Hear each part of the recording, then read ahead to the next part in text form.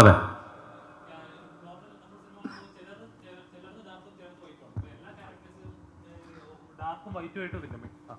ഡാർക്കും വൈറ്റുമായിട്ടാണ് കാണിച്ചിരിക്കുന്നത്.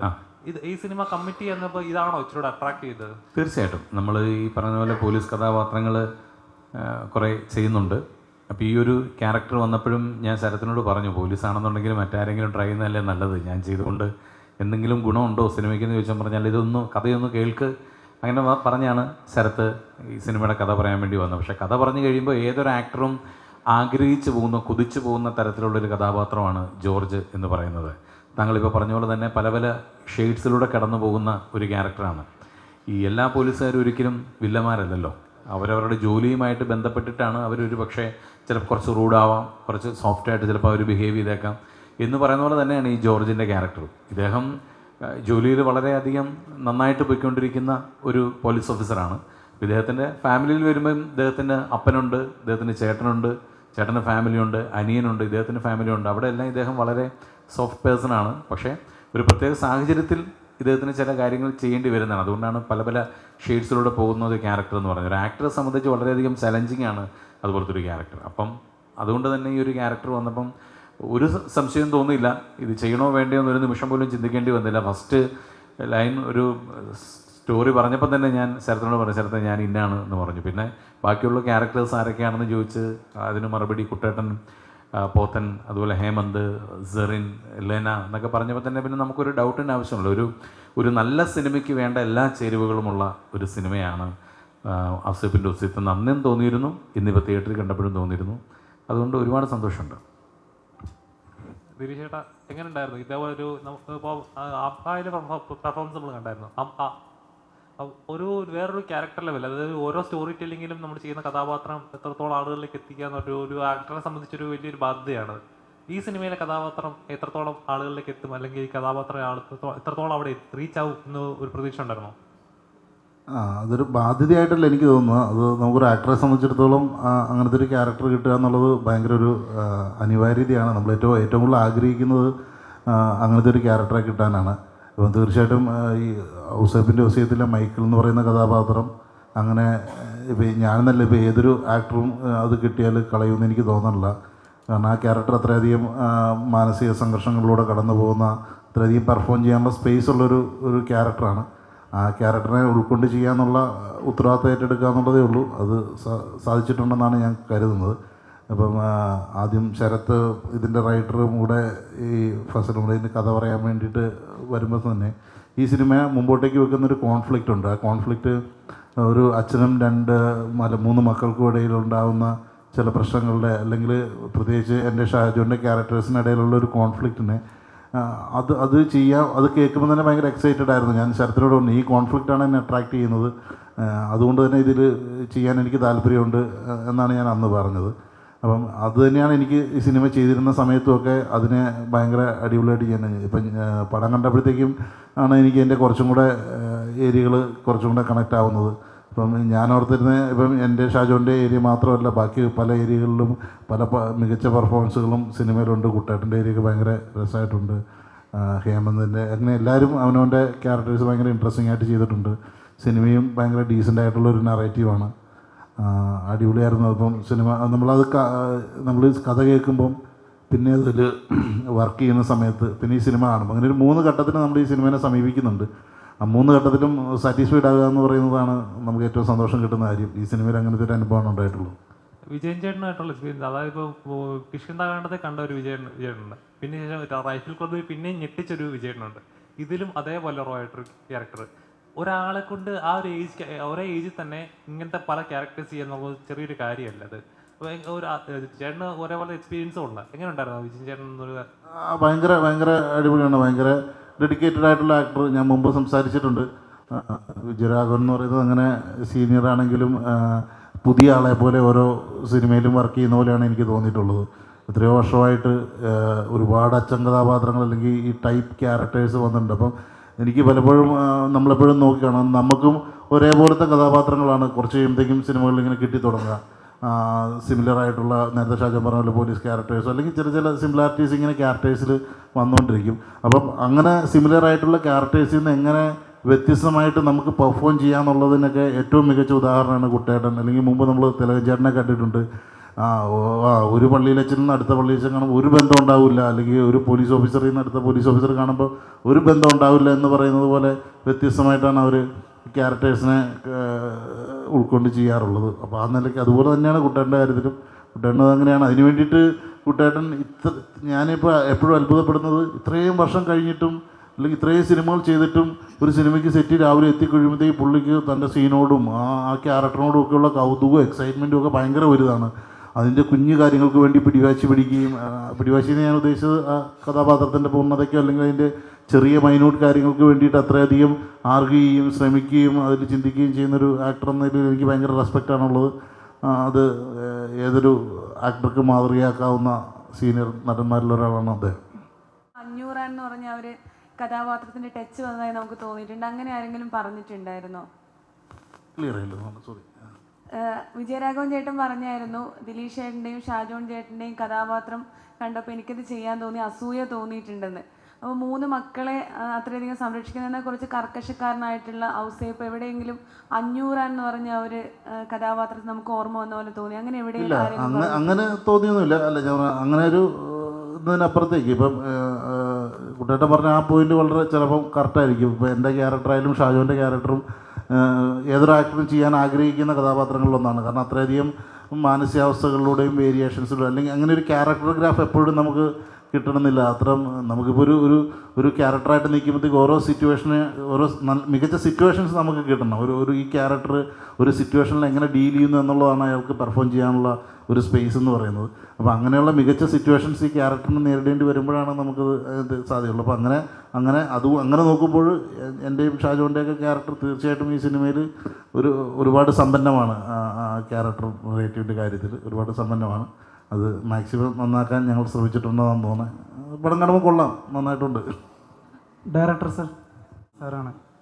എന്തുകൊണ്ടാണ് വിജയരാഘവൻ സാറ് ഈ പ്രസ് മീറ്റിന് വരാതിരുന്നത്? ചേട്ടാ വേറൊരു ഷൂട്ടിലാണ്, പുള്ളി നീലേശ്വരത്താണ്, കാസർഗോഡാണ്, അതുകൊണ്ടാണ് വരാതിരുന്നത്.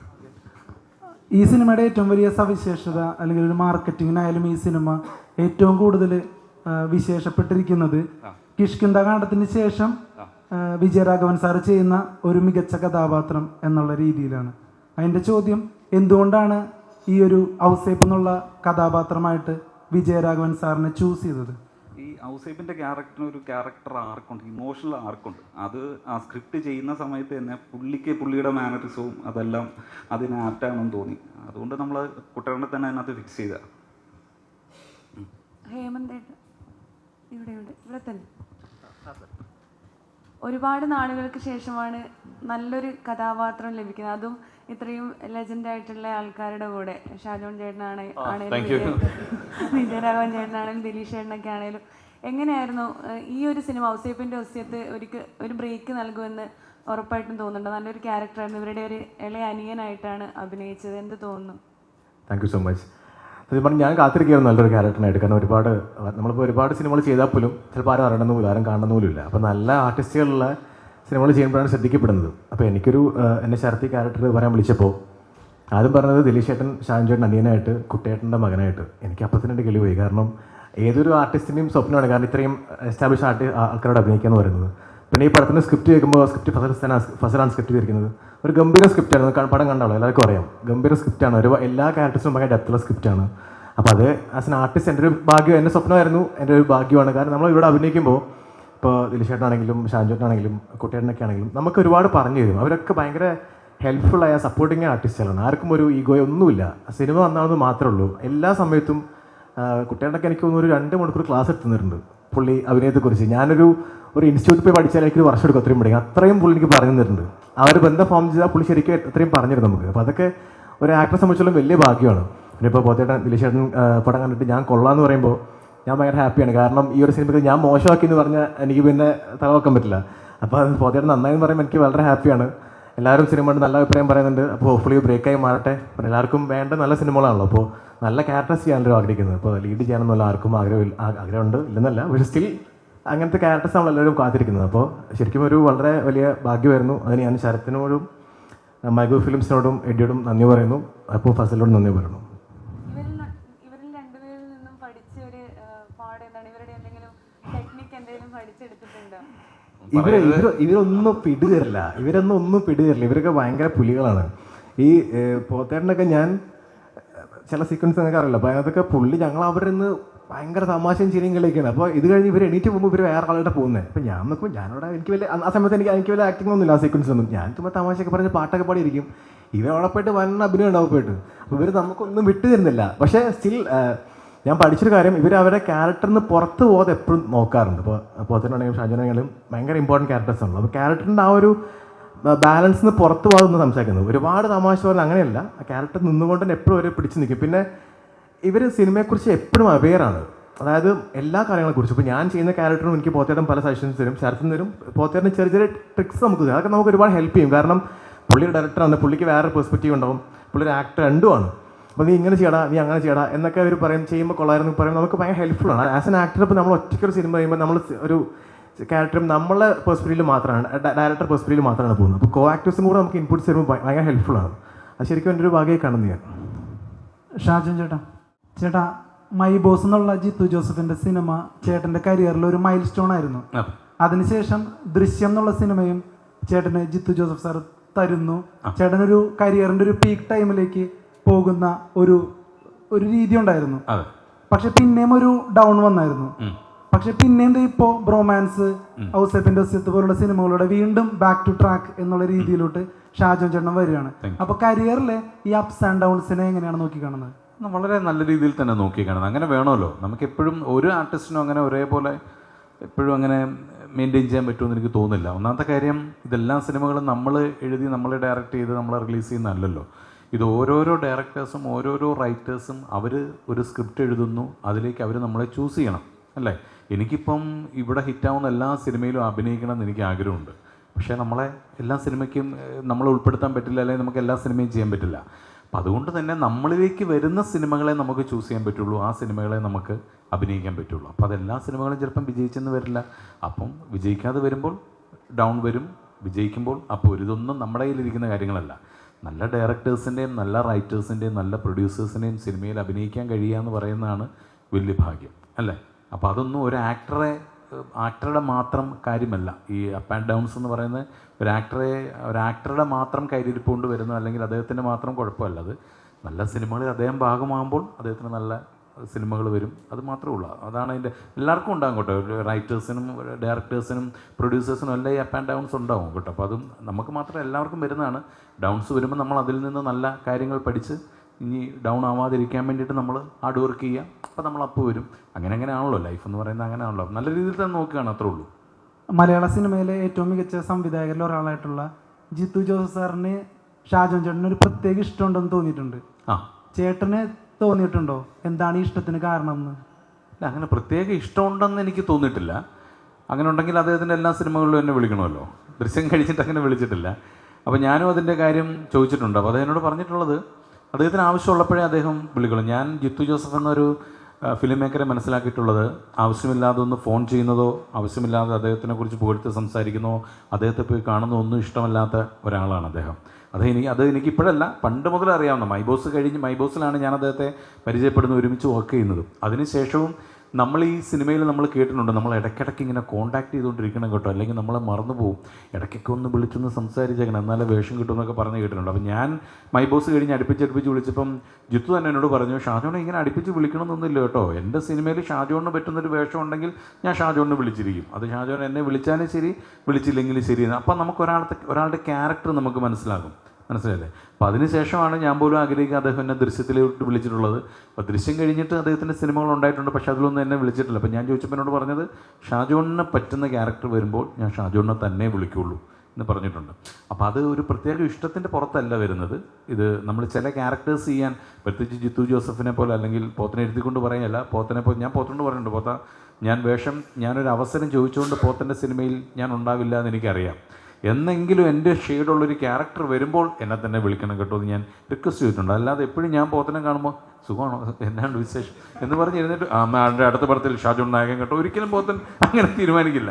അവരുടെ സിനിമകൾ നമുക്ക് പറ്റുന്നൊരു ക്യാരക്ടർ വന്നാൽ നമുക്ക് ഷാജോൻ്റെ ഒന്ന് ട്രൈ ചെയ്താലോ എന്ന് ചിലപ്പോൾ തോന്നിയേക്കാം. അതിന് വേണ്ടിയിട്ട് നമ്മൾ നല്ല നല്ല വേഷങ്ങൾ ചെയ്യാം.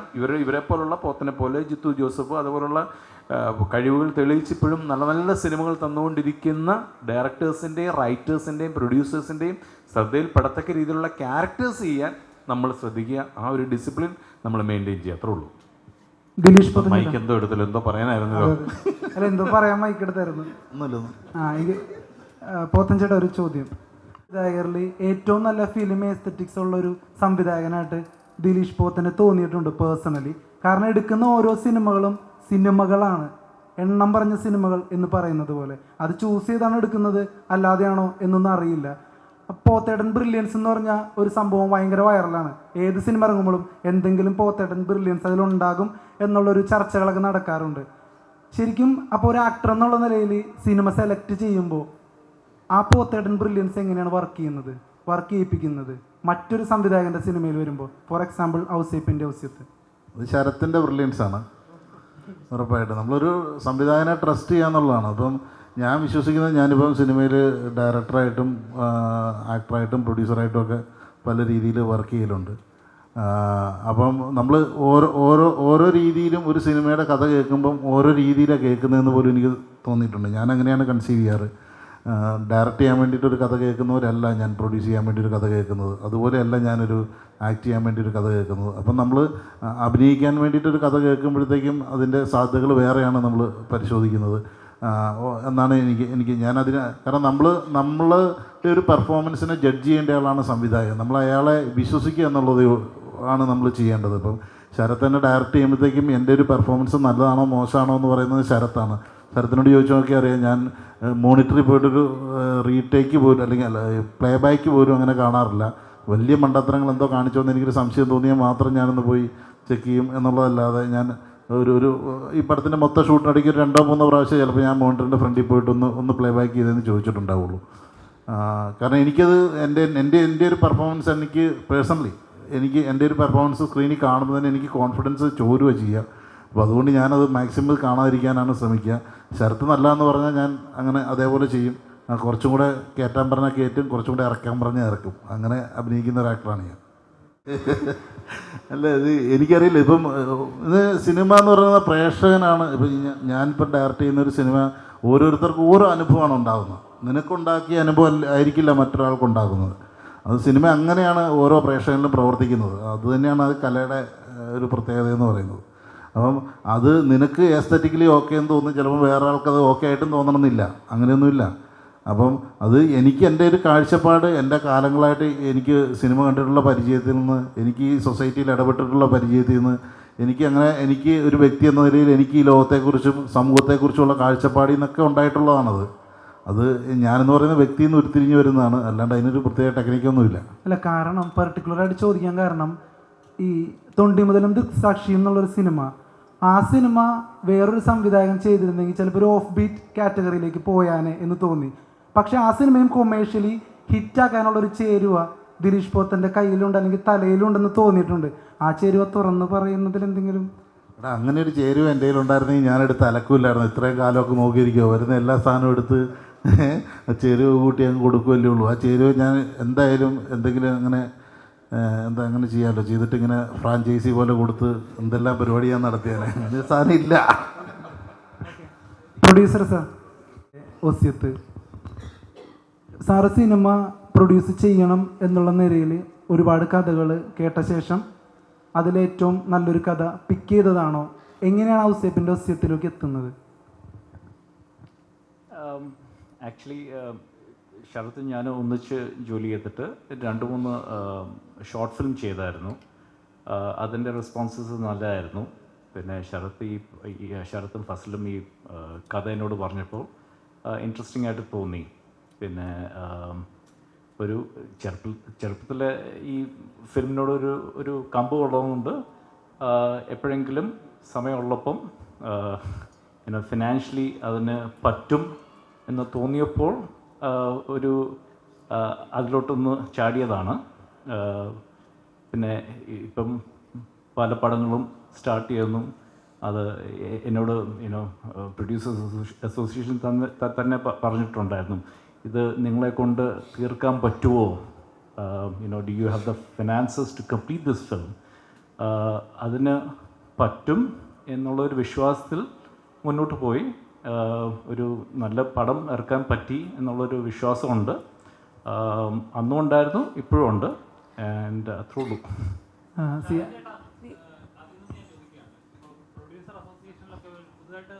വരുന്ന ഓരോ പ്രൊഡ്യൂസേഴ്സിനും അല്ലെങ്കിൽ എവിടെ ഇൻവെസ്റ്റ് ചെയ്യണം, എത്രത്തോളം ഇൻവെസ്റ്റ് ചെയ്യണം, അവർക്കൊരു ഗൈഡ്. കാരണം കഴിഞ്ഞ ദിവസം ഒരു പ്രസ് മീറ്റിൽ ഒരു പ്രൊഡ്യൂസർ പറഞ്ഞു, എനിക്കൊരാൾ ഇങ്ങനെ ഗൈഡ് ചെയ്തിരുന്നെങ്കിൽ അല്ലെങ്കിൽ ഇത്രത്തോളം ഇൻവെസ്റ്റ് ചെയ്തിരുന്നെങ്കിൽ എൻ്റെ കയ്യിൽ നിന്ന് അത്രയും പൈസ പോവില്ലായിരുന്നു എന്ന് പറഞ്ഞായിരുന്നു.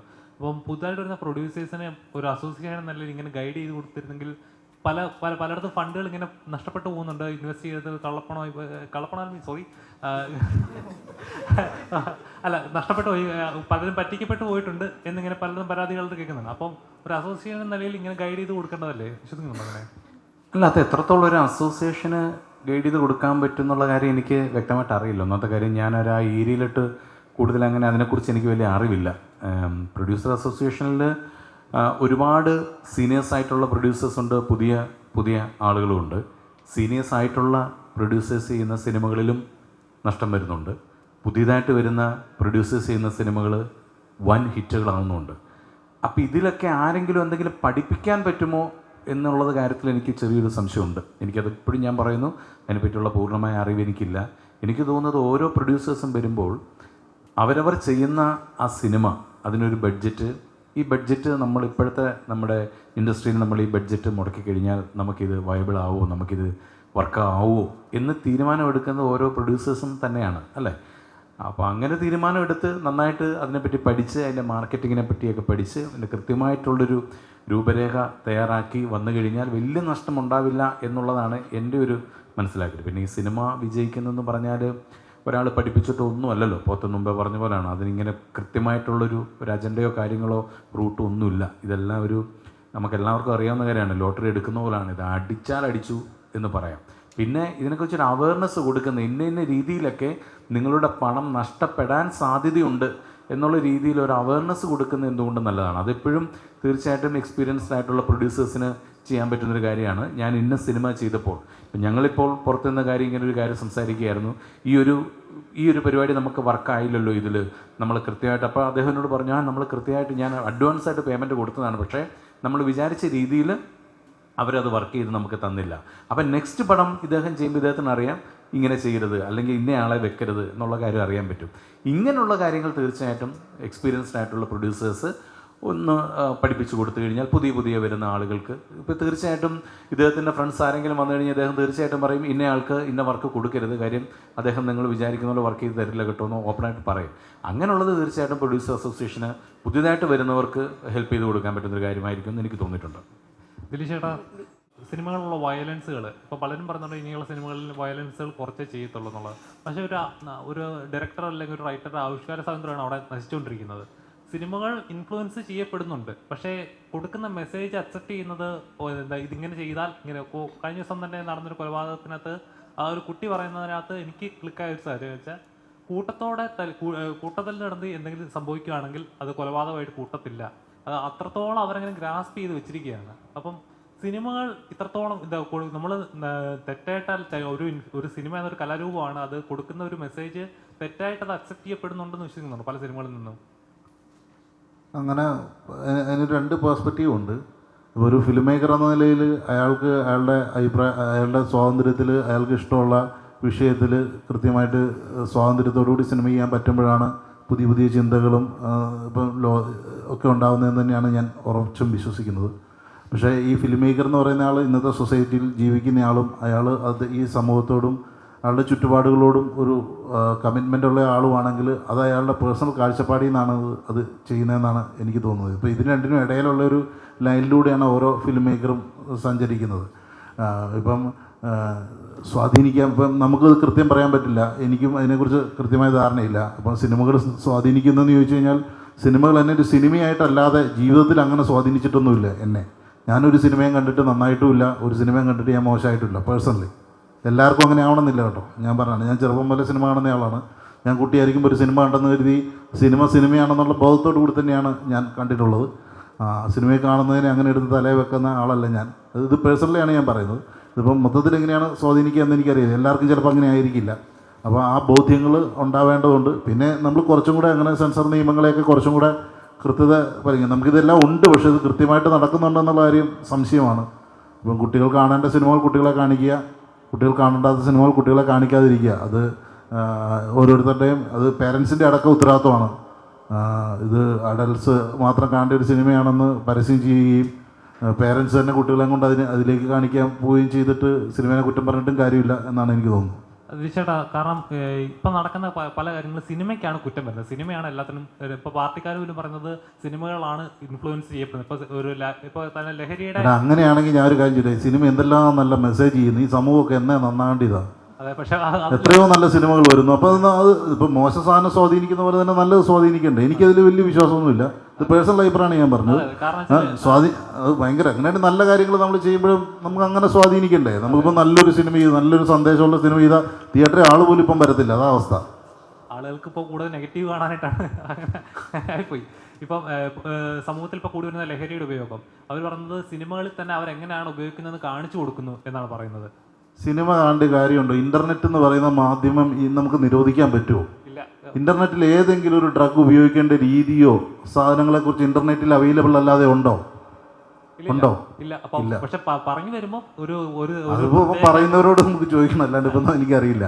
അല്ല, ഇൻ്റർനെറ്റ് നമുക്ക് എല്ലാവരുടെയും ഇവിടെ ഇരിക്കുന്ന ഇത്ര ആളുകളുടെ എല്ലാവരുടെയും ഫോണിൽ ഇൻ്റർനെറ്റ് അവൈലബിൾ ആണ്.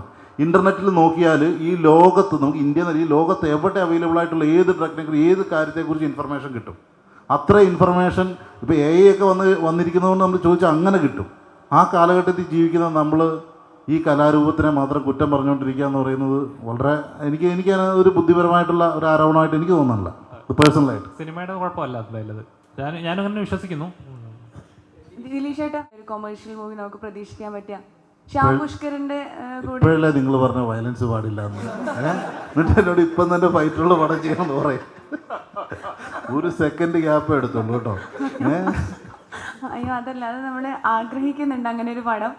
അപ്പോൾ ശ്യാം പുഷ്കറിനുമായിട്ട് ഇനി ഒരു പടം ഉണ്ടാകുന്ന പറയുന്നത് ഫഹദ് ഫാസിൽ തന്നെ ആയിരിക്കും നായകനായിട്ട് വരിക. അങ്ങനെ ഒരു കൃത്യമായിട്ടുള്ള ധാരണയിലേക്കൊന്നും എത്തിയില്ല. ഞാനൊരു 2 സബ്ജക്ട്സിൽ ഇങ്ങനെ വർക്ക് ചെയ്തുകൊണ്ടിരിക്കുന്നുണ്ട്. അത് വട്ടത്തുനിന്ന് കരുതുന്നു. അപ്പോൾ അതിൻ്റെ എഴുത്തിൻ്റെ പരിപാടിയിലാണ്. അത് റൗണ്ടായിട്ട് എത്തിക്കഴിഞ്ഞ് കഴിഞ്ഞാൽ അത് ചെയ്യും. അതിൽ കാസ്റ്റിംഗ് ഘട്ടത്തിലേക്ക് എത്തിയിട്ടില്ല, അതുകൊണ്ടാണ് ഇത്രയും ഉറപ്പായിട്ടില്ല.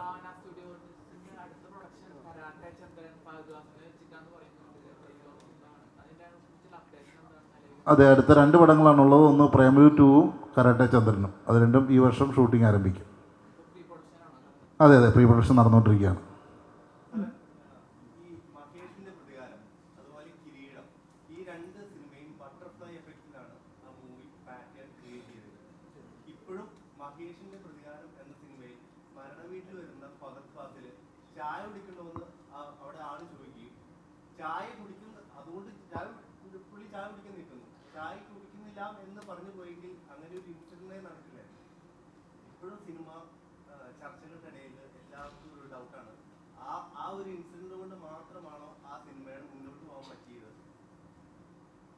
അങ്ങനെയല്ലല്ലോ. ഇപ്പോൾ ചായ കുടിച്ചു അവിടെ ആ പ്രശ്നം ഉണ്ടായി, തൊട്ടടുത്തൊരു പ്രശ്നം ഉണ്ടായില്ലെങ്കിലും അത് ട്രാൻസ്ഫർ ചെയ്യപ്പെടുമോ? ഇല്ലല്ലോ.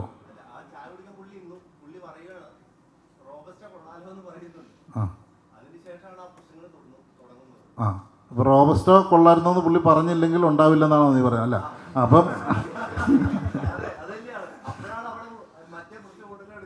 അതെ അതെ അതെ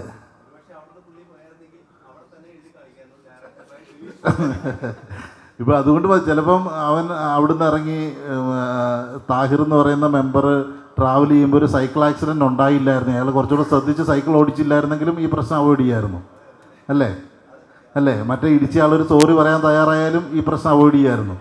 മറ്റേ ആൾ വീട്ടിൽ ചെന്ന് വൈഫിനോട് വഴക്കുണ്ടാക്കാതിരുന്നാലും ഈ പ്രശ്നം അവോയ്ഡ് ചെയ്യായിരുന്നു. ഫോൺ കോൾ വന്നപ്പോഴത്തേക്ക് അലഞ്ചേട്ടൻ്റെ ക്യാരക്ടറിന് ഇച്ചിരി സമാധാനപ്പെടാൻ തയ്യാറായാലും ഈ പ്രശ്നം ഒഴിവായിരുന്നു. അങ്ങനെ സമൂഹത്തിൽ നമ്മൾ ഓരോരുത്തരും അഗ്രസീവ് ആകാതെ കുറച്ച് പോട്ടേന്ന് പല കാര്യങ്ങൾ വെച്ച് കഴിഞ്ഞാൽ പല പ്രശ്നങ്ങളും ഒഴിവാകും.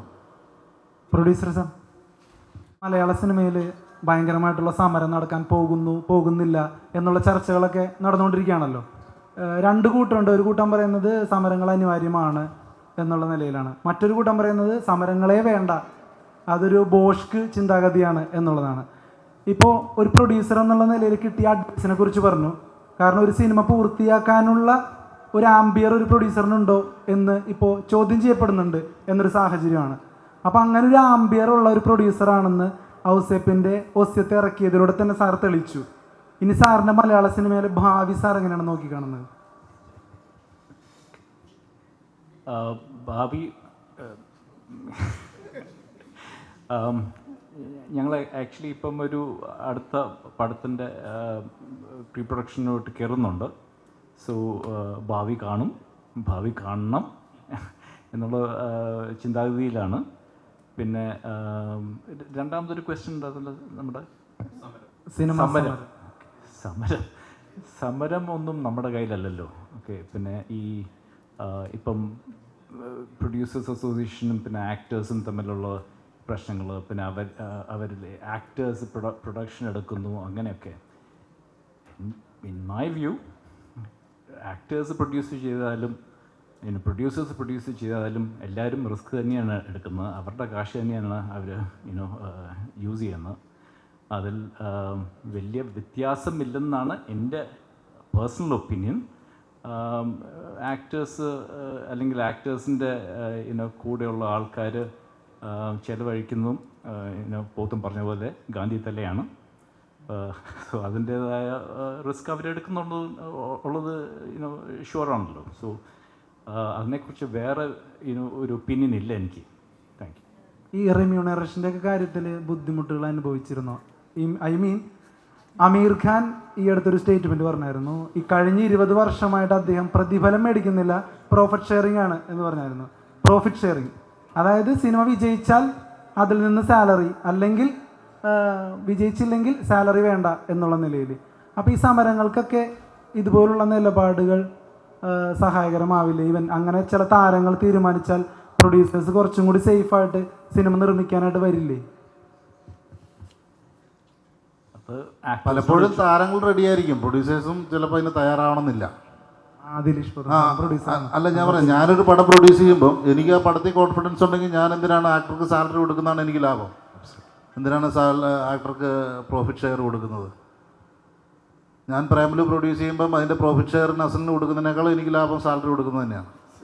അല്ല, പക്ഷേ അത് എല്ലാ സിനിമകളിലും പറ്റില്ലല്ലോ. ഇപ്പം ഞാൻ പറഞ്ഞ പോലെ ഇത്തരത്തിലൊരു ചേരുവ മനസ്സിലാക്കിയ സംവിധായകൻ എന്നുള്ള നിലയിൽ സാറിന് അത്ര കോൺഫിഡൻസ് ആയിട്ട് പറയാം. ചേരുവയിലേക്ക് വരുന്നു. ഞാൻ അതിനു മുമ്പ് ചെയ്ത തങ്കം എന്ന് പറയുന്ന സിനിമ പ്രൊഡ്യൂസ് ചെയ്തത് ഞാനാണ്.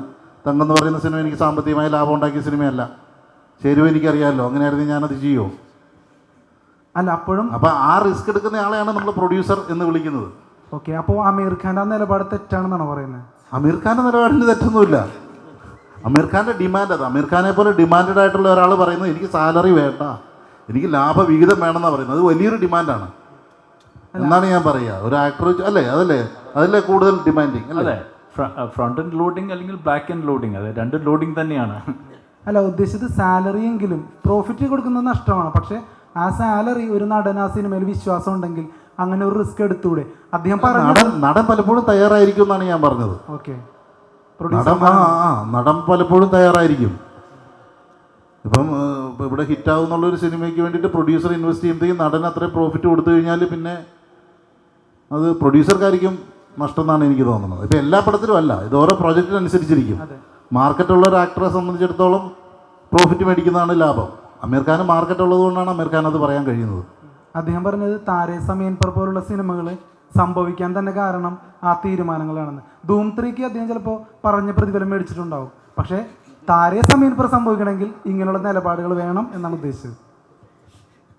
നീ പറഞ്ഞ എല്ലാ സിനിമയും പുള്ളി ഷെയർ മേടിച്ചെന്നല്ലേ നീ പറഞ്ഞത് ആദ്യം? നീ ഓരോ സെന്റൻസിലും അഭിപ്രായം മാറ്റുന്നുണ്ട്. 20 വർഷമായിട്ട് എനിക്കറിയത്തില്ല കേട്ടോ. ഞാനിത് നീ പറഞ്ഞുള്ള അറിവില്ല, എനിക്കും അറിയത്തില്ല. ഞാൻ വായിച്ചിട്ടില്ല എവിടെയും. എനിക്കറിയത്തിലുണ്ട്, വാർത്ത വന്നായിരിക്കും. ഞാൻ അങ്ങനെ സോഷ്യൽ മീഡിയ ഉപയോഗിക്കുന്നില്ല. അപ്പം നീ പറഞ്ഞ അറിവ്, നീ തന്നെയാണ് ഇതേ സ്റ്റേറ്റ്മെന്റ് പറയുകയും 1 മിനിറ്റ് കഴിയുമ്പോൾ തിരിച്ചു പറയുകയും ചെയ്യുന്നു. അല്ലല്ല, ഞാൻ ഉദ്ദേശിച്ച കൺസെപ്റ്റാണ് മനസ്സിലാക്കേണ്ടത്. അതായത് ധൂം 3 എന്നുള്ളത് ഭയങ്കര ധൂം 3 കഴിഞ്ഞു, താരേ സമയം പറഞ്ഞു കഴിഞ്ഞു. നമുക്ക് ഇതിനെപ്പറ്റി പറയാം. ഔസേപ്പിന്റെ ഒസയത്തിൽ ഞാൻ ഷെയർ ചോദിച്ചു തന്നില്ല. ഞാനും ചോദിച്ചു തന്നില്ല. മനസ്സിലായി, അത്രേ ഉള്ളൂ. ആ ഇനി ഞാൻ ആയാലും തെലുങ്കായാലും കന്നഡ ആയാലും ബഡ്ജറ്റ് വൈസ് ആയാലും ശരി, ഇപ്പം ഇൻഡസ്ട്രി വൈസ് ആയാലും ശരി, അവരാണ് മുമ്പിൽ നിൽക്കുന്നത്. ഇപ്പോൾ കണ്ടന്റ് ഓറിയൻറ്റ് വൈസ് മാത്രം ടെക്നിക്കലി നമ്മൾ മുന്നിൽ നിൽക്കുന്നത് പറഞ്ഞാലും ബഡ്ജറ്റ് വൈസ് നമ്മൾ പുറകിലോട്ടല്ല നിൽക്കുന്നത് പല പടങ്ങളിലായിട്ടും. ഇപ്പോൾ ബ്ലോക്ക് ബസ്റ്ററിലായാലും 1, 2, 4, 5 പടങ്ങളേ ഉള്ളൂ എടുത്ത് പറയാനായിട്ട്. എന്തുകൊണ്ടാണ് നമ്മൾ ബാക്കോട്ടായി പോകുന്നത് വരുന്നത്? അല്ല, എനിക്ക് തോന്നുന്നത് കഴിഞ്ഞ വർഷം ഇന്ത്യൻ ഇൻഡസ്ട്രിയിൽ ഏറ്റവും നന്നായിട്ട് പെർഫോം ചെയ്ത ഇൻഡസ്ട്രി മലയാള ഇൻഡസ്ട്രി തന്നെയാണ്. അത് ബഡ്ജറ്റിൻ്റെ അല്ല, കളക്ഷൻ്റെ കാര്യത്തിൽ പെർസെൻറ്റേജ് ഇൻവെസ്റ്റ് ചെയ്ത മണിയുടെ കാര്യം വെച്ച് നോക്കി കഴിഞ്ഞാൽ സാധാരണ നമ്മളൊരു 6% ഒക്കെ കോൺട്രിബ്യൂട്ട് ചെയ്യുന്നത്, എനിക്ക് കണക്ക് കൃത്യമാണെന്ന് അറിയില്ല, ഞാനിങ്ങനെ കേട്ടതാണ്. കഴിഞ്ഞ വർഷം ഏകദേശം 12% മുകളിൽ ഇന്ത്യൻ ഫിലിം ഇൻഡസ്ട്രിയിലേക്ക് മലയാള സിനിമ കോൺട്രിബ്യൂട്ട് ചെയ്തിട്ടുണ്ട്.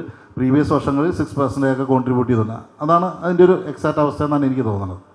അങ്ങനെയുള്ളപ്പോഴും ഈ പറഞ്ഞ പോലെ അതിന് കാര്യം അത് ആ സിനിമയുടെ ഇപ്പം മലയാളം ലാംഗ്വേജ് സിനിമകൾ കാണുന്ന ആളുകളുടെ എണ്ണത്തിലുള്ള കുറവ് തമിഴ്നാട് പോലെ അല്ലെങ്കിൽ തെലുങ്കാന, ഹൈദരാബാദും പോലുള്ള വലിയൊരു സംസ്ഥാനവും കേരളം പോലുള്ള ചെറിയൊരു സംസ്ഥാനവുമാണ് എന്നത് തന്നെയാണ് അതിൻ്റെ പ്രത്യേകത.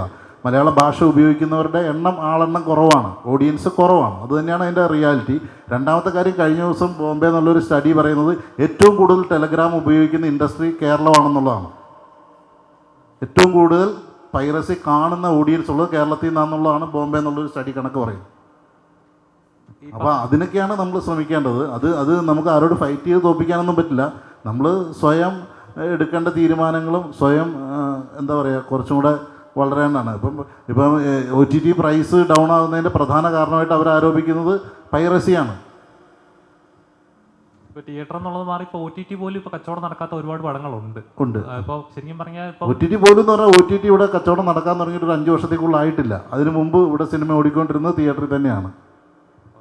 അപ്പം ഈ പറഞ്ഞ കച്ചവടം എന്ന് പറഞ്ഞ ഒരു പ്രൊഡ്യൂസറെ സംബന്ധിച്ച് ഒരു ഇറക്കുന്ന പടം കച്ചവടമായാലേ എന്തെങ്കിലും മുടക്കിയ മുതലെങ്കിലും തിരിച്ചു കിട്ടത്തുള്ളൂ. അപ്പം അല്ല, തിയേറ്ററിൽ ഓടിയ പിന്നെ കിട്ടുന്നത് കാശല്ലേ? ഞാൻ പറഞ്ഞത് മുടക്കിയ മുതലെങ്കിലും ശരിക്കും കച്ചവടം ആയാലല്ലേ. ഇപ്പോൾ 10 രൂപ മുടക്കാണെങ്കിൽ 11 രൂപയെങ്കിലും തിരിച്ചു കിട്ടിയാലേ അതൊരു കച്ചവടം എന്ന് പറയാൻ പറ്റത്തുള്ളൂ. അപ്പം അല്ല, അത് ലാഭം വന്ന കച്ചവടം. കച്ചവടം അങ്ങനെ അല്ല, കച്ചവടത്തിലെല്ലാം ഉണ്ട്, നഷ്ടമല്ല കച്ചവടത്തിൽ വരും. ലാഭം വന്ന കച്ചവടമാണ്. അപ്പം ഞാൻ പറഞ്ഞത് ഇപ്പം ഇങ്ങനെ പൈറസി ആയാലും ഇപ്പം കണ്ട സമരത്തിനും ഇതിലൊക്കെ പോകുമ്പോഴും പൈറസി എന്ന് പറയുന്നത് പ്രശ്നം അവിടെ ഇപ്പോഴും നിൽപ്പുണ്ട്. സർക്കാരായാലും ഉറപ്പായിട്ടുണ്ട്. ഞാൻ പറയില്ല, അതിന് നമുക്ക് നിയമപരമായിട്ടൊക്കെ കൺട്രോൾ ചെയ്യുന്നതിന് ഒരുപാട് പരിധികളുണ്ട്. പക്ഷെ എന്നാലും എല്ലാവരും കൂടെ ഒരുമിച്ച് എഫേർട്ട് എടുത്തു കഴിഞ്ഞാൽ ചില സൈറ്റുകൾ നിരോധിക്കുക, അങ്ങനെയൊക്കെ പറ്റുന്നിടത്തോളം പ്രതികരിക്കാൻ പറ്റുമെന്നാണ് എനിക്ക് തോന്നുന്നത്. പക്ഷെ എന്നാലും നമുക്ക് നിയന്ത്രിക്കുന്നതിനൊരു പരിധിയുണ്ട്. പക്ഷെ എന്നാലും നമ്മൾ ക്വാളിറ്റി ഉള്ളവരായി മാറുക, ഓരോ വ്യക്തിയും ഓരോ പ്രേക്ഷകനും ക്വാളിറ്റി ഉള്ളവരായി മാറുക എന്നുള്ളതാണ് ആ നിലയ്ക്ക് നമുക്ക് ചെയ്യാൻ പറ്റുന്ന കാര്യം. അത്രയേ ഉള്ളൂ.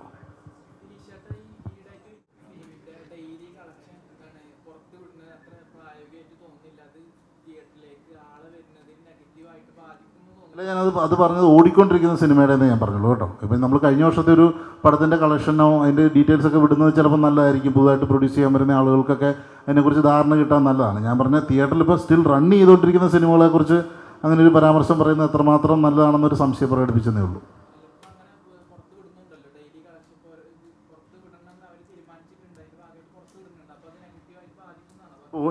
ഞാൻ കരുതുന്ന ഓടിക്കൊണ്ടിരിക്കുന്ന സിനിമയെക്കുറിച്ച് അങ്ങനെ വിടുന്നത് അത്ര നല്ലതല്ല. തിയേറ്ററിൽ നിന്ന് ആ സിനിമ, എൻ്റെ വ്യക്തിപരമായ അഭിപ്രായം, തിയേറ്ററിൽ നിന്ന് ആ സിനിമ മാറിയതിന് ശേഷമേ അതിൻ്റെ അങ്ങനത്തെ കളക്ഷൻസ് പുറത്ത് വിടാവുള്ളൂ എന്നാണ് എനിക്ക് അഭിപ്രായം. പിന്നെ എനിക്ക് തോന്നിയൊരു സജഷൻ കൂടെ പറയാൻ തോന്നിയത്, അങ്ങനെ അഥവാ കളക്ഷൻ പുറത്ത് വിടുമ്പോൾ കേരളത്തിലെ കളക്ഷൻ മാത്രമല്ല, കേരളത്തിന് വെളിയിൽ നിന്ന് കളക്ട് ചെയ്യുന്ന കളക്ഷൻസ് ഉണ്ട്, ഇന്ത്യക്ക് പുറത്തുനിന്ന് വിടുന്ന കളക്ഷൻസ് ഉണ്ട്. അതൊക്കെ ആ സിനിമയുടെ വരുമാനത്തിൽ പെടുന്നത് തന്നെയാണ്. അതും പുറത്ത് വിടേണ്ടതാണ് അങ്ങനെ വിടുവാണെങ്കിൽ തന്നെ. കാരണം അതൊക്കെയല്ലേ അതിൻ്റെ കൃത്യം വലിപ്പം നമുക്കറിയാൻ പറ്റുള്ളൂ. ഡയറക്ടർ സെറ്റിലെടുക്കുന്ന എൻ്റർടൈൻമെൻറ്റ് സിനിമകൾ, അപ്പോൾ അത്തരത്തിൽ ഒരു പാറ്റേൺ ഉണ്ട്. ഇപ്പോൾ മലയാള സിനിമയിൽ ഇത്തരത്തിലുള്ള സിനിമകൾ സെലക്ട് ചെയ്ത് കഴിഞ്ഞാൽ സക്സസ് റേറ്റ് കൂടുതലാണ്. ബ്രൊമാൻസ്, അപ്പോൾ അതൊരു പാറ്റേൺ ആണ്. അപ്പോൾ അതായിരിക്കും കുറച്ചും കൂടി ഒരു പ്രൊഡ്യൂസറിനും ഏറ്റവും സേഫ്, കയ്യിലെ പൈസ പോകാതിരിക്കാനും. പക്ഷേ എന്തുകൊണ്ടാണ് ഔസേപ്പിൻ്റെ ഒസ്യത്ത് പോലുള്ള കുറച്ചും കൂടി തീക്ഷ്ണമായ സിനിമകൾ ആദ്യ സിനിമയായിട്ട് തന്നെ ചെയ്തു തുടങ്ങണം എന്ന് തീരുമാനിക്കുന്നത് എവിടെ നിന്നാണ്? അല്ല, ഇതിൻ്റെ പ്രിമൈസ് കേൾക്കുമ്പോൾ തന്നെ ഇത് പല രീതിയിൽ നമുക്ക് ഡെവലപ്പ് ചെയ്യാൻ പറ്റുന്നൊരു ത്രില്ലറായിട്ടും പല രീതിയിൽ ചെയ്യാൻ പറ്റും. പക്ഷെ നമ്മൾ ഇതിനകത്ത് ചെയ്യാൻ നോക്കിയത് ഒരു ഹ്യൂമൻ റിലേഷൻഷിപ്പും അങ്ങനെയുള്ള സാധനങ്ങളാണ്. അതിനകത്ത് അത് എന്ത് തിയേറ്ററിൽ ഓടും എന്ത് തിയേറ്ററിൽ ഓടില്ല എന്നതിനെക്കുറിച്ചൊരു അൽഗോരിതം എനിക്കറിയില്ല. പക്ഷേ ഒരു നല്ല സിനിമ ചെയ്യാൻ പറ്റി എന്നൊരു കോൺഫിഡൻസ് ഉണ്ട്. അതുപോലെ ഹേമന്ത് ചേട്ടാ, ഷാജോൻ ചേട്ടൻ്റെ പ്രൈം ടൈമും അപ്സ് ആൻഡ് ഡൗൺസ് ഒക്കെ പറഞ്ഞതുപോലെ തന്നെ ഇടയ്ക്കിടയ്ക്ക് ഹേമന്ത് ചേട്ടനെ കാണാറുണ്ട്. ഇപ്പോൾ ഫാസിൽ സാറിൻ്റെ പടത്തിലൂടെ വരുന്നു. അതിനുശേഷം പിന്നെ ജൂലി എന്നുള്ള പടത്തിലൂടെ കണ്ടു. ആ പാട്ടും കാര്യങ്ങളൊക്കെ ഇങ്ങനെ ടി വിയിലൊക്കെ കാണിക്കാറുണ്ടായിരുന്നു. അപ്പോൾ അതിനുശേഷം പിന്നെ ഇപ്പം ഈ ഒരു ന്യൂ ജനറേഷൻ ഇപ്പോൾ പോത്തേട്ടനൊക്കെ തകർത്തുകൊണ്ടിരിക്കുന്ന ഈ ഒരു കാലത്ത് ഇപ്പോൾ ഔസേപ്പിൻ്റെ ഒസ്യത്തിലൂടെ വീണ്ടും വരുന്നു. അപ്പോൾ ഇടയ്ക്കിടയ്ക്ക് എവിടെയാണ് ഈ പോകുന്നത്? നേരത്തെ ഞാൻ പറഞ്ഞ പോലെ ഇടയ്ക്കിടയ്ക്ക് പടങ്ങളൊക്കെ ചെയ്യുന്നുണ്ട്, നിങ്ങൾ കാണുന്നില്ലെന്നേ ഉള്ളൂ. ചിലപ്പോൾ ഞാൻ മാത്രമേ പടം കാണുന്നുള്ളൂ. നേരത്തെ പറഞ്ഞ നമ്മൾ നല്ല സിനിമകളുടെ ഭാഗമാണ് നമ്മൾ ശ്രദ്ധിക്കപ്പെടുന്നത്. അപ്പോൾ ഇടയ്ക്ക് ഞാൻ ചെയ്ത പല പടങ്ങളും എനിക്ക് തോന്നുന്നു ഞാൻ ഓൾമോസ്റ്റ് 10-35 പടം ചെയ്തിപ്പോൾ പല ഭാഷകളിലായിട്ട്. എനിക്ക് തമിഴിൽ 2 മൂവീസ് റിലീസാവുന്നുണ്ട്, മലയാളത്തിൽ ഇനി 2 മൂവീസ് റിലീസാവുന്നുണ്ട്. അപ്പോൾ നല്ല സിനിമകളുടെ ഭാഗമാണ് നമ്മൾ ശ്രദ്ധിക്കപ്പെടുന്നത്. നേരത്തെ പറഞ്ഞ പോലെ നമ്മൾ ഞാൻ ഇപ്പോൾ വെയിറ്റ് ചെയ്തുകൊണ്ടിരിക്കുന്നത് നല്ല സിനിമകൾ വരാൻ. ഇപ്പോൾ ഈ സിനിമ എനിക്ക് വന്നു ചേർന്നതാണ്. ഇപ്പോൾ വളരെ ആക്സിഡൻ്റലി എന്നെ വിളിച്ചതാണ്. അപ്പോൾ എനിക്ക് ഭയങ്കര ഞാൻ ലക്കിയായി കാണുന്നു. അപ്പോൾ ഈ പറഞ്ഞ പോലെ എനിക്കറിയാം ഞാൻ മിസ്സിംഗ് ആണെന്ന് എനിക്കും അറിയാം. പക്ഷേ സിനിമകൾ ചെയ്യുന്നുണ്ട്, ശ്രദ്ധിക്കപ്പെടുന്നില്ല. നമ്മൾ ചിലപ്പോൾ ഞാൻ ഒരുപാട് എഫേർട്ട് സിനിമയെക്കാളും ശ്രദ്ധിക്കപ്പെടുന്നത് ഇങ്ങനത്തെ സിനിമകളായിരിക്കും. ഇതിലിപ്പോൾ എനിക്ക് എഫേർട്ട് കമ്പാരിറ്റീവ്ലി വളരെ കുറവാണ്, കാരണം എനിക്ക് സ്ക്രീൻ സ്പേസ് വളരെ കുറവാണ്. പക്ഷേ എൻ്റെ ക്യാരക്ടർ വളരെ ഇമ്പോർട്ടൻറ്റ് ക്യാരക്ടർ, ഓടെ എൻ്റെ സിനിമയിലേക്ക് വരുന്ന ക്യാരക്ടറാണ്. അപ്പോൾ നമ്മൾ നല്ല ക്രൂവിൻ്റെ കൂടെ, നല്ല ആർട്ടിസ്റ്റുകളുടെ കൂടെ, നല്ല ബാനറിൽ, നല്ല ഡയറക്ടറുടെ വർക്ക് ചെയ്യുമ്പോൾ നമ്മൾ ശ്രദ്ധിക്കപ്പെടുന്നത്. അപ്പോൾ അതൊരു വലിയ ഫാക്ടറാണ്. ഞാൻ ചെയ്യുന്ന പല പടങ്ങളും ശ്രദ്ധിക്കപ്പെടാണ്ടിരിക്കാൻ പോകാൻ കാരണം ചിലപ്പോൾ ഞാൻ പല സിനിമകളും ഒരു കമ്മിറ്റ്മെൻറ്റ് പോലെ ചെയ്തിട്ടുണ്ടാവും, പിന്നെ സാമ്പത്തികമായിട്ടുള്ള ആവശ്യം പോലെ ചെയ്തിട്ടുണ്ടാവും. ഇതൊക്കെ നമ്മൾ സർവൈവലാണല്ലോ. അപ്പോൾ ഇപ്പോൾ ഞാൻ ഫ്രം നൗ ഓൺവേർഡ്സ് ഞാനിപ്പോൾ ഇതെൻ്റെ സിനിമ, എൻ്റെ ഫസ്റ്റ് സിനിമയെ കാണാൻ ആഗ്രഹിക്കുന്നു. ഇനി അങ്ങോട്ട് ഞാൻ നല്ല സിനിമകൾ ചെയ്യാൻ ആഗ്രഹിക്കുന്നു. ഒരു കംബാക്ക് ഞാൻ പറഞ്ഞല്ലോ, പക്ഷേ ഒരു പുതിയ തുടക്കം ഞാൻ പറയാൻ ആഗ്രഹിക്കുന്നു. ഇനി ഞാൻ അങ്ങനെ ഒരുപാട് കോംപ്രമൈസ് ചെയ്യാതെ നല്ല സിനിമകൾക്ക് വേണ്ടി മാക്സിമം കാത്തിരുന്ന് നല്ല സിനിമകളുടെ ഭാഗമായിട്ട് ഒരു പുതിയ തുടക്കം ഉണ്ടാവണമെന്ന് ആഗ്രഹിക്കുന്നു. ഹേമന്ത് ചേട്ടൻ്റെ കാര്യത്തിൽ തോന്നിയത് മമ്മൂക്കിയൊക്കെ പോലെ ഫിസിക്ക് നല്ലോണം മെയിൻറ്റെയിൻ ചെയ്യുന്ന ഒരാളായിട്ടാണ്. കാരണം അന്ന് കണ്ടതുപോലെ തന്നെ ഇരിക്കുന്നുണ്ട് ഇപ്പോഴും. എത്ര വർഷമായി മറ്റേ ഫാസിൽ സാറിൻ്റെ പടമൊക്കെ ഇറങ്ങിയിട്ട്? അല്ല, ഞാൻ ആക്ച്വലി എൻ്റെ ആദ്യ സിനിമ എനിക്ക് 20 വയസ്സേ ഉള്ളൂ. ഞാൻ വളരെ ചെറുപ്പത്തിൽ ചെയ്ത പടമാണത്. പിന്നെ ഞാൻ ഇടയ്ക്ക് ഭയങ്കരമായിട്ട് വണ്ണം വെച്ചായിരുന്നു, ഭയങ്കരമായിട്ട് ഞാൻ ലുക്കൊക്കെ ഭയങ്കര മാറിയിരുന്നു. ഞാൻ എടുത്ത തീരുമാനമാണ്, ശക്തമായ തീരുമാനമാണ്, ഞാൻ ബ്രേക്ക് എടുക്കാം, ഞാൻ ഫിസിക്കലി കംപ്ലീറ്റ്ലി ഫിറ്റ് ആവാം, എൻ്റെ ലുക്ക് എന്നെക്കൊണ്ട് പറ്റുന്നത് പോലെ എൻ്റെ ലുക്ക് മാക്സിമം നന്നാക്കാൻ ശ്രമിക്കാം. മീൻസ് എനിക്ക് പറ്റുന്ന ലിമിറ്റിൽ എന്താണ് എൻ്റെ ബെസ്റ്റ് വേർഷൻ ഞാൻ സെർച്ച് ചെയ്തുകൊണ്ടിരിക്കുകയായിരുന്നു. അപ്പോൾ അത് ഞാൻ ശ്രമിച്ചുകൊണ്ടിരിക്കുന്നു. പിന്നെ എനിക്ക് തോന്നുന്നു നല്ലപോലെ ഫിസിക്ക് മാനേജ് ചെയ്യാൻ നമുക്ക് പ്രായം കുറേയൊക്കെ പിടിച്ചതെന്ന് തോന്നുന്നു എനിക്ക്. നമ്മൾ എൻ്റെതായിട്ടുള്ള എഫേർട്ട് ഞാൻ എടുത്തുകൊണ്ടിരിക്കുക നല്ല സിനിമകളിലേക്ക്. നമുക്ക് ഇപ്പോൾ ഈ ഔസേപ്പിൻ്റെ പോലെ സിനിമകൾ വരുമ്പോൾ നമ്മൾ പ്രിപ്പയർഡ് ആയിരിക്കണം. ആസ് എൻ ആക്ടർ ഞാനിപ്പോൾ എൻ്റെ ആക്ടിങ് ഞാൻ പണ്ടൊക്കെ വളരെ മീഡിയോക്കർ ആക്ടറെന്ന് എനിക്ക് നന്നായിട്ട് അറിയാം. കാരണം ഞാൻ വളരെ ആക്സിഡൻ്റൽ സിനിമയിലേക്ക് വന്ന ആളാണ്, ഒട്ടും പ്രതീക്ഷിക്കുന്ന സിനിമയ്ക്ക് വന്ന ആളാണ് ഞാൻ. അപ്പോൾ എനിക്ക് അഭിനയത്തെക്കുറിച്ച് ഒന്നും എനിക്ക് വലിയ ധാരണ ഉണ്ടായിരുന്നില്ല. അപ്പോൾ ഇപ്പോൾ ഞാൻ സിനിമയെ വളരെ സീരിയസ് ആയി കാണുന്നു, ഞാൻ ആക്ടിങ് വർക്ക്ഷോപ്പുകൾ ചെയ്യുന്നു, സിനിമകൾ കാണുന്നു, ഇമ്പ്രൂവ് ചെയ്യാൻ ശ്രമിക്കുന്നു. ഇപ്പോൾ പോത്തേട്ടനെയോ അല്ലെങ്കിൽ ഷാൻചേട്ടനെയോ അല്ലെങ്കിൽ കുട്ടിയേട്ടനെ കിട്ടും ഞാൻ ചോദിച്ചുകൊണ്ടിരിക്കും. പലപ്പോഴും ഞാൻ കുറേയൊക്കെ വെറുപ്പിച്ചിട്ടുണ്ട് കുട്ടിയേട്ടനൊക്കെ, കാരണം അവരുടെ നിന്ന് കിട്ടും എന്ന് അറിയാൻ മാക്സിമം ശ്രമിച്ചിട്ടുണ്ട്. പോത്തേട്ടനൊക്കെ ഇപ്പോൾ ചിലത് പറയും, ഞാൻ ആലോചിക്കാറുണ്ട് ഇതാണ് പോത്തേട്ടൻ ബ്രില്യൻസ്, ഇനി ഇടയ്ക്ക് ആലോചിക്കാറുണ്ട് പുള്ളി വളരെ ക്യാഷ്വലി പറഞ്ഞു തരുന്നതായിരിക്കാം. അപ്പോൾ നമ്മൾ അവരുടെ അടുത്ത് മാക്സിമം അറിവുകൾ നേടാൻ ശ്രമിച്ചിട്ടുണ്ട്. അപ്പോൾ അങ്ങനെ എൻ്റെ കോ ആക്ടേഴ്സിൻ്റെ അടുത്തൊക്കെ മാക്സിമം അറിവുകൾ നേടിയിട്ടും സിനിമകൾ കണ്ടിട്ടും അല്ലെങ്കിൽ ആക്ടിങ് വർക്ക്ഷോപ്പ് ചെയ്തിട്ടൊക്കെ ഞാൻ എന്നെ ബെറ്റർ ആയിക്കൊണ്ടിരിക്കുകയാണ്. ഹോപ്പ്ഫുള്ളി നല്ല സിനിമകൾ ഇങ്ങനെ വരുന്നത് പ്രതീക്ഷിക്കുന്നു, നോക്കാം. പോത്തേട്ടാ, വൺ ലാസ്റ്റ്, അതായത് കഴിഞ്ഞ പൈങ്കിളി എന്നുള്ള സിനിമ തിയേറ്ററിൽ കണ്ടപ്പോൾ എനിക്ക് ഏറ്റവും കൂടുതൽ ഒരു അൺകംഫർട്ടബിൾ ആയ ഒരു കാര്യം എനിക്ക് പോത്തേട്ടനോട് ഷെയർ ചെയ്യണമെന്നുണ്ട്. അതായത് നിയമപരമായ സ്റ്റാറ്റ്യൂട്ടറി വാർണിംഗ് എല്ലാ സിനിമകളിലും കൊടുക്കുന്നതാണ്, പുകവലി മദ്യപാനമൊക്കെ ആരോഗ്യത്തിന് ഹാനികരം എന്നുള്ളത്. ആ സിനിമയിൽ ഒരു തരത്തിലത് പരിഹസിച്ച പോലെ എനിക്ക് പേഴ്സണലി ഫീൽ ചെയ്തു. ഒരു തരം അവാർഡ് എന്ന് വെച്ച പോലെ പറയുന്നത് പോലെ എനിക്ക് പേഴ്സണലി ഫീൽ ചെയ്തു അതൊരു പരിഹാസമാണെന്നുള്ളത്. ഇപ്പോൾ അതേ സംവിധായകൻ്റെ സിനിമയിലെ മേക്കപ്പ് ആർട്ടിസ്റ്റ് MDMA കഞ്ചാവൊക്കെ ആയിട്ട് പോലീസ് പിടിയിലായി. അപ്പോൾ വയലൻസ് സിനിമകളുടെ കാര്യത്തിൽ ഇപ്പോൾ നമ്മൾ സമൂഹത്തെ സിനിമയെ കണ്ടാൽ പോരെ എന്നൊക്കെ കുറ്റപ്പെടുത്തുമ്പോഴും സിനിമയിൽ ഈ ലഹരി മാഫിയ സജീവമാകുന്നുണ്ടോ എന്നൊരു സംശയമുണ്ട്. ആ ഒരു സംശയം എങ്ങനെയാണ് ദൂരീകരിക്കാനുള്ളത്? എടാ, ഇനി ഞാൻ കഴിഞ്ഞ ദിവസം ഇന്നലെ ഓൺലൈനിൽ കണ്ടൊരു വാർത്ത, കഴിഞ്ഞ 2-3 ദിവസത്തെ പോലീസിൻ്റെ ലഹരി വേട്ടയ്ക്കിടയിൽ 4000-ലധികം പേരെ അറസ്റ്റ് ചെയ്തെന്നാണ് പറഞ്ഞത് കേരളത്തിൽ നിന്ന്. എത്ര സിനിമാക്കാരെ അറസ്റ്റ് ചെയ്ത് എണ്ണം പറ. അതിൽ ഡോക്ടേഴ്സുണ്ട്, ബിസിനസ്സുകാരുണ്ട്, പല പ്രൊഫഷനുള്ളവരുണ്ട്. മീഡിയ അറ്റൻഷൻ എന്നേ എനിക്ക് ഇതിനെ തോന്നുന്നുള്ളൂ. അല്ല, ഒരാളാണെങ്കിലും തെറ്റല്ലേ? അതെ, ഉറപ്പായിട്ടും. അല്ല, അതിനകത്ത് അങ്ങനെ ന്യായീകരണമൊന്നുമില്ല. അതിപ്പോൾ ആരായാലും തെറ്റല്ലേ, ഉറപ്പായിട്ടും. അല്ല, ഞാൻ പറയുന്നത് 4000-ലധികം പേരെ, അങ്ങനെയല്ലേ, അങ്ങനെയാണ് ഞാൻ വാർത്ത കണ്ടത്. 4000-ലധികം പേരെ അറസ്റ്റ് ചെയ്തു എന്നാണ് പറഞ്ഞത് എറണാകുളത്തോ എന്തോ കോമ്പ് ചെയ്തിട്ട്. അല്ലല്ല, 4000-ലധികം പേരെ കഴിഞ്ഞ ഈ ദിവസങ്ങളിലെ മൊത്തം അറസ്റ്റ് രേഖപ്പെടുത്തിയ കേസുകളുണ്ടെന്നാണ് പറഞ്ഞത്. 4000-ലധികം. 400 പേരെ അറസ്റ്റ് ചെയ്തെന്ന് പറയുന്നത് ഒരു രാത്രിയിലത്തെ കേസാണ്. കൊച്ചിയിൽ ഒരു നൈറ്റ് നടന്ന റെയ്ഡിൻ്റെ കേസാണ്. അപ്പം ഒരാൾ കുറവാന്നല്ല ഞാൻ പറയുന്നത്. അപ്പോൾ അതൊരു നിനക്കെന്താണ് തോന്നുന്നത് അതിനെക്കുറിച്ച്? 4800 പേര് മൊത്തം കേസുകൾ അറസ്റ്റ് ചെയ്തു.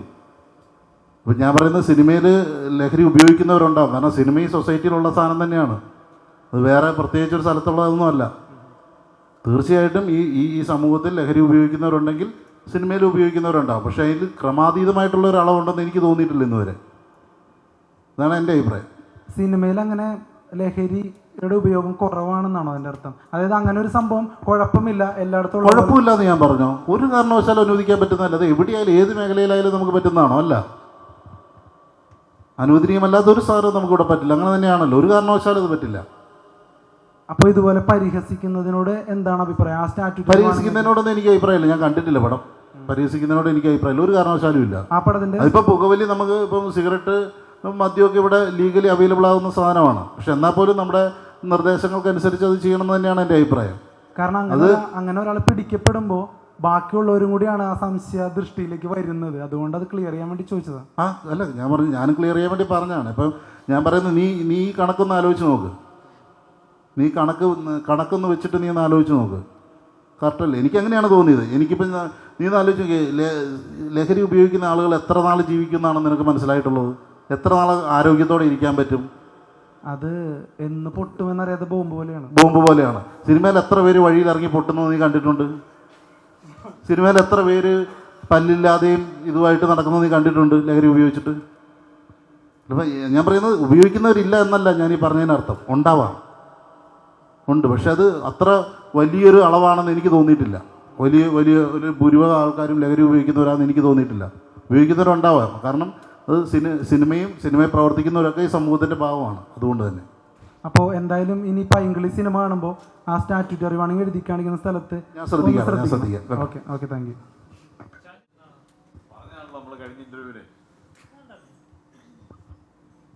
ഡയറക്ഷൻ ഈ പറഞ്ഞതുപോലെ സിനിമയാണ് എൻ്റെ ജീവിതം എന്ന് പറയുന്നത്. അപ്പോൾ നമ്മുടെ കഴിവിനനുസരിച്ച് സിനിമകൾ ചെയ്യണം എന്ന് ഇനി ആഗ്രഹമുണ്ട്. അതിനകത്ത് ഡയറക്ഷനും എഴുത്തും അഭിനയവും പ്രൊഡക്ഷനും ഒക്കെ ഉണ്ടാവണം എന്ന് ആഗ്രഹിക്കുന്നു. അതിനുവേണ്ടി പണിയെടുക്കുന്നുണ്ട് നന്നായിട്ട്. ഈ പറയുന്ന പോലെ അതിൻ്റെ ഒരു സമയം വരുമ്പം ദൈവം അനുഗ്രഹിച്ച് അതിൻ്റെ ഒരു സമയം വരികയാണെന്നുണ്ടെങ്കിൽ അത് നടക്കും തീർച്ചയായിട്ടും. Thank you so much.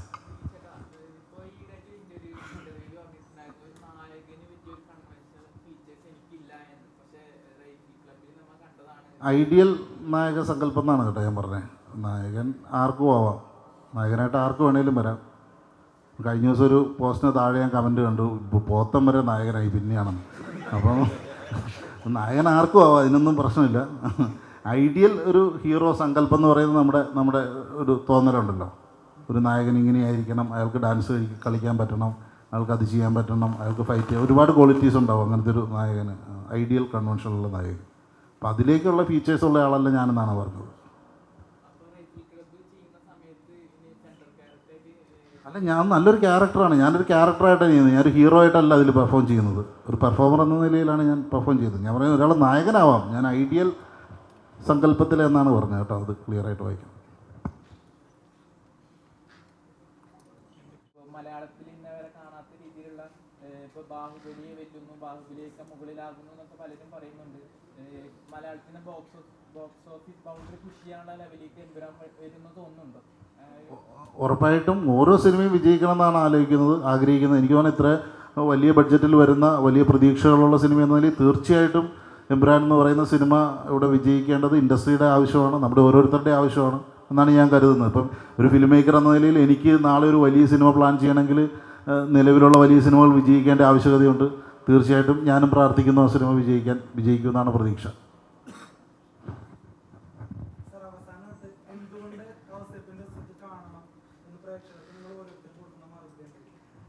ഇത് ബന്ധങ്ങളുടെ സിനിമയാണ്. ഓരോ ഫാമിലി റിലേഷൻഷിപ്പ്, ബ്രദർഹുഡ്, അച്ഛനും മകളും തമ്മിലുള്ള ബന്ധം, ഭാര്യയും ഭർത്താവും തമ്മിലുള്ള ബന്ധം, ബന്ധങ്ങളെക്കുറിച്ച് സംസാരിക്കുന്ന ഒരു മനോഹരമായിട്ടൊരു സിനിമയാണ്. അതുകൊണ്ട് തന്നെ എല്ലാവരും കണ്ടിരിക്കണം എന്നാണ് ഞാൻ പറയുന്നത്, അതും തിയേറ്ററിൽ തന്നെ. ഇവരുടെ ആക്ടിങ് പെർഫോമൻസസ് വെച്ച് നോക്കുമ്പോൾ ഇത് ഒരു മികച്ച പടമാണെന്ന് എനിക്ക് തോന്നുന്നു. അതുകൊണ്ട് തന്നെ ഇത് കണ്ടിരിക്കണം, തിയേറ്ററിൽ തന്നെ കണ്ടിരിക്കണം എന്ന് ഞാൻ വിശ്വസിക്കുന്നു. അല്ല, ഇത് തന്നെയാണ് നല്ലൊരു സിനിമ. ജനങ്ങൾ കാണാതെ പോകരുത്, ജനങ്ങൾ ശ്രദ്ധിക്കപ്പെടാതെ പോകരുത് എന്നുള്ള ആഗ്രഹം കൊണ്ടാണ് ഈ സിനിമ കാണണമെന്ന് ആഗ്രഹിക്കുന്നത്.